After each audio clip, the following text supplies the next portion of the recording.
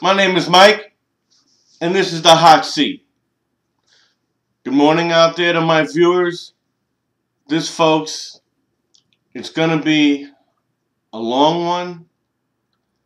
I'm going to try to summarize as quickly as possible. This is why I've been saying we can no longer vote Republican or Democrat again.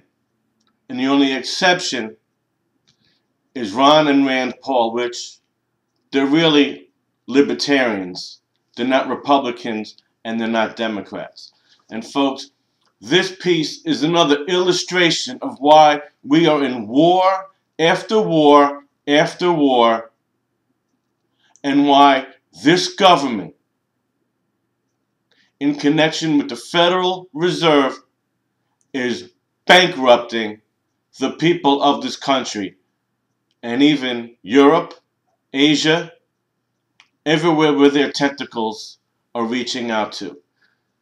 I titled this piece, The Four Horsemen of the Federal Reserve. I will leave the full link in the description field. I really think it's mandatory reading. You've got to know who the players are and why we're going down the path we're going, and why our only recourse is to vote third party and get these vipers out of office. The four horsemen of banking, Bank of America, J.P. Morgan Chase, Citigroup, and Wells Fargo, own the four horsemen of oil: ExxonMobil, Royal Dutch Shell, British Petroleum, and Chevron Texaco. In tandem with Deutsche Bank, BNP, Barclays, and other European old money giants. According to company 10-K filings to the SEC, the four horsemen of banking are among the top 10 stockholders of virtually every Fortune 500 corporation. One important repository for the wealth of the global oligarchy that owns these bank holding companies is U.S. Trust Corporation, founded in 1853 and now owned by Bank of America. A recent U.S. Trust corporate director and honorary trustee was Walter Rothschild. Other directors included Daniel Davidson of J.P. Morgan Chase, Richard Tucker of ExxonMobil, Daniel Roberts of Citigroup, and Marshall Schwartz of Morgan Stanley. 80% ownership of the New York Federal Reserve Bank, by far the most powerful Fed branch, by just 8 families, 4 of which reside in the United States. They are the Goldman Sachs, Rockefellers, Lehmans, and Kuhn-Liebs of New York, the Rothschilds of Paris and London, the Warburgs of Hamburg, the Lazards of Paris, and the Israel Moses Safes of Rome.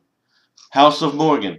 Federal Reserve Bank was born in 1913, the same year the U.S. banking scion J.P. Morgan died and the Rockefeller Foundation was formed. The House of Morgan presided over American finance from the corner of Wall Street and Broad, acting as quasi-U.S. central bank since 1838, when George Peabody founded it in London.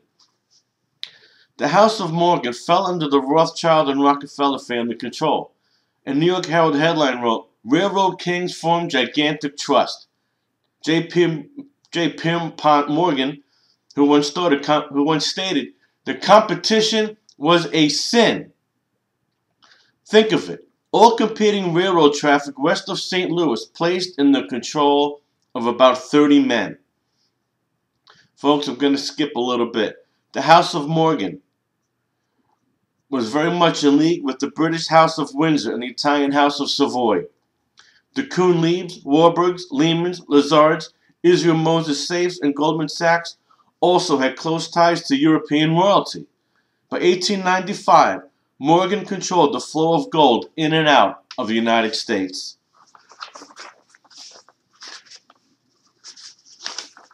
Page 2. The House of Morgan financed half the U.S. war effort in World War I, while receiving commissions for lining up contractors like GE, DuPont, U.S. Steel, Kennecott, and the Sarko. All were Morgan clients. Morgan also financed the British Boer War in South Africa and the Franco-Prussian War. 1919 Paris Peace Conference was presided over by Morgan, which led both German and Allied reconstruction efforts. In the 30s, populism resurfaced in America after Goldman Sachs, Lehman Bank, and others profited from the crash of 1929. House Bank Committee Chairman Louis McFadden said of the Great Depression, "It was no accident. It was a carefully contrived occurrence." The international bankers sought to bring about a condition of despair here in the United States so they might emerge as rulers of us all. Senator Gerald Nye, Democrat from North Dakota, chaired a munitions investigation in 1936. Nye concluded that the House of Morgan had plunged the U.S. into World War I to protect loans and create a booming arms industry, much like we're seeing today. Nye later produced a document titled The Next War, which he cynically referred to the old goddess of democracy trick, through which Japan could be used to lure the United States into World War II. The House of Rockefeller. Bank of International Settlements, BIS, in Basel, Switzerland, is the most powerful bank in the world, a global central bank for the 8 families who control the private central banks of almost all Western and developing nations. The first president of BIS was Rockefeller banker Gates McGarrah, an official at Chase Manhattan and the Federal Reserve. BIS is owned by the Federal Reserve Bank, Bank of England, Bank of Italy, Bank of Canada, Swiss National Bank, Nederlandsche Bank, Bundesbank, and Bank of France. Historian Carol Quigley wrote in his epic book Tragedy and Hope that BIS was part of a plan to create a world system of financial control in private hands, able to dominate the political system of each country and the economy of the world as a whole, to be controlled in a feudalistic fashion by the central banks of the world acting in concert by secret agreements. So folks, this one world order has been on the plan, on the table, for at least 150 years. It is no coincidence that BIS is headquartered in Switzerland, favorite hiding place for the wealth of the global aristocracy and headquarters for the P2 Italian Freemasons Alpina Lodge, and Nazi International. Other institutions which the 8 families control include the World Economic Forum, the International Monetary Conference, and the World Trade Organization. Morgan and the Rockefellers provided the financial backing for Merrill Lynch, boosting it into the Big 5 of U.S. investment banking. Merrill Lynch is now part of Bank of America. One Rockefeller Standard Oil partner was Eddie Harkness, whose family came to control Chemical Bank. Another was James Stillman, whose family controlled Manufacturers Hanover Trust. Both banks have merged under the J.P. Morgan Chase umbrella. In the insurance business, the Rockefellers control MetLife, Equitable Life, Prudential, and New York Life. Rockefeller banks control 25% of all assets of the 50 largest U.S. commercial banks and 30% of all assets of the 50 largest insurance companies. Insurance companies, the first in the U.S., was launched by Freemasons through the Woodmans of America. They play a key role in the Bermuda drug money shuffle. David Rockefeller was instrumental in the construction of the World Trade Center towers. The Dulles and Rockefeller families are cousins. Allen Dulles created the CIA, assisted the Nazis, covered up the Kennedy hit from his Warren Commission perch.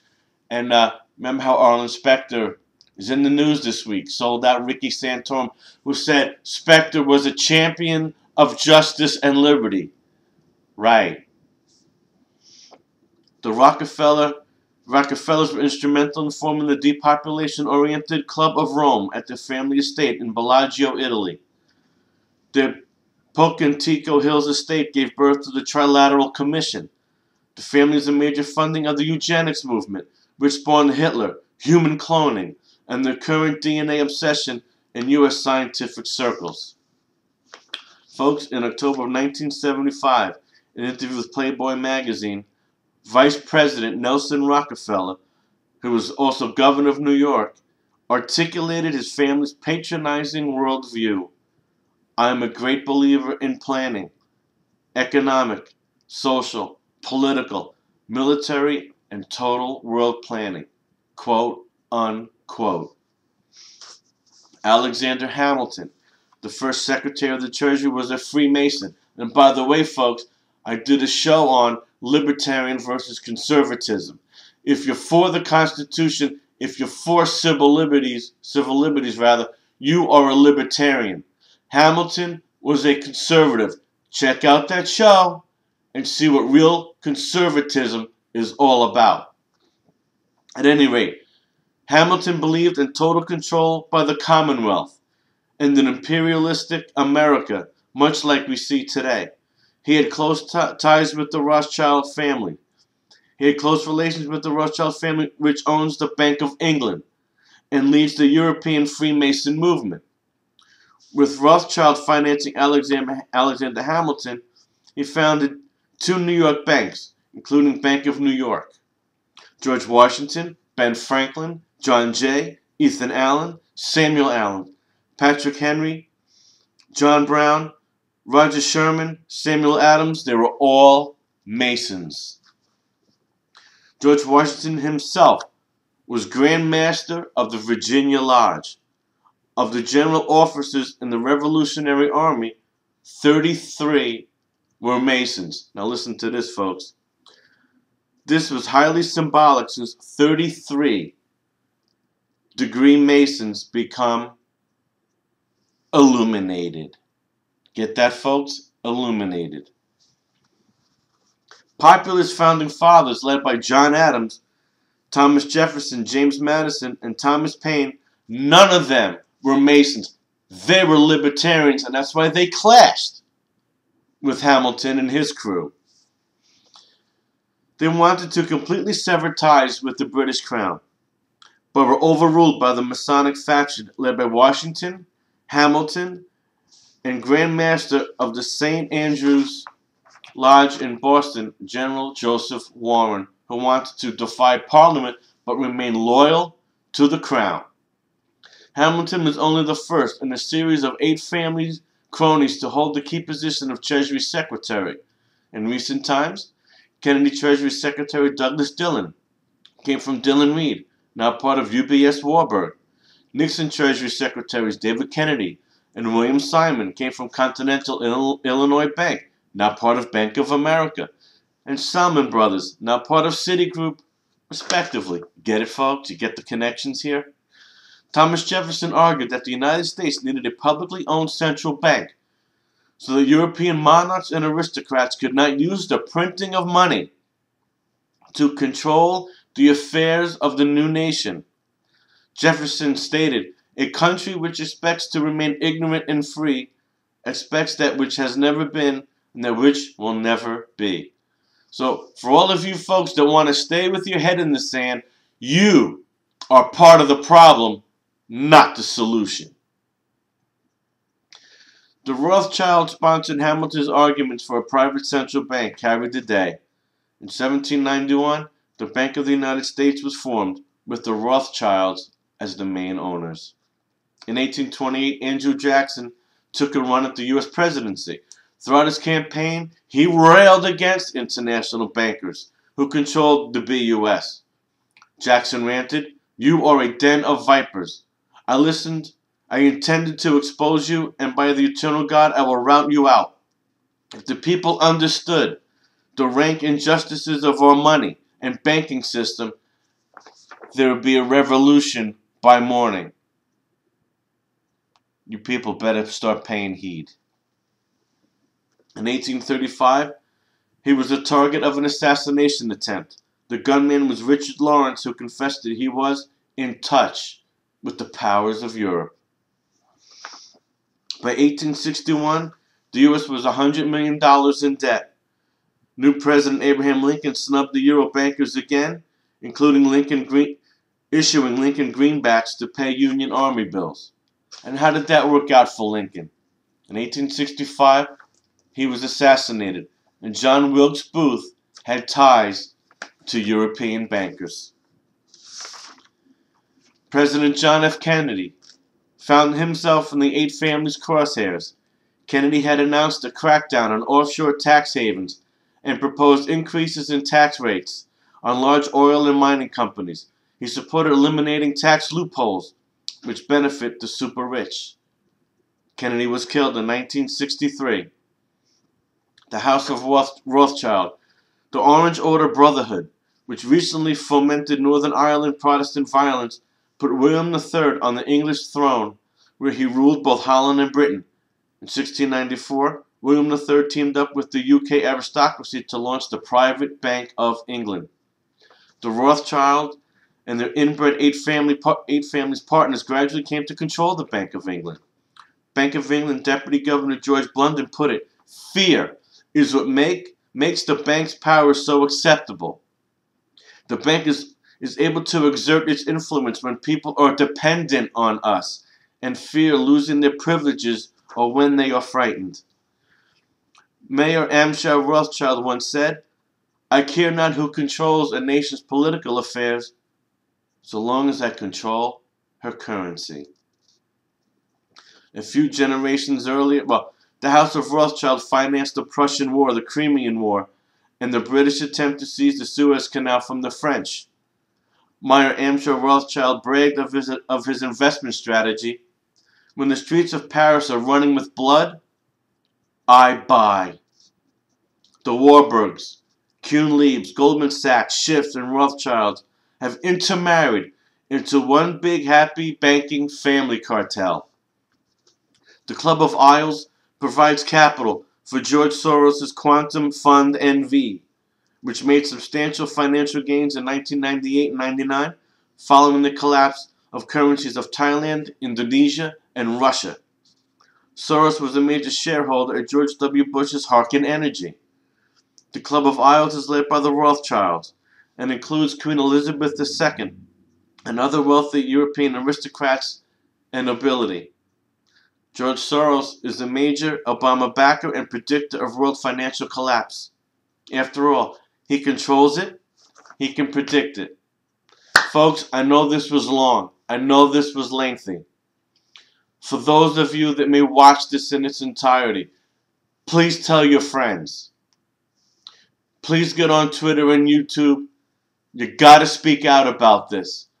This is why, folks, our U.S. troops are pawns in this bloody game of world domination.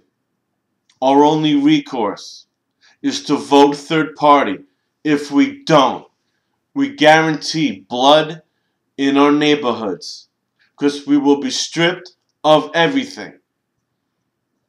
And when you lose everything, you turn to violence. My name is Mike, and this is the Hot Seat.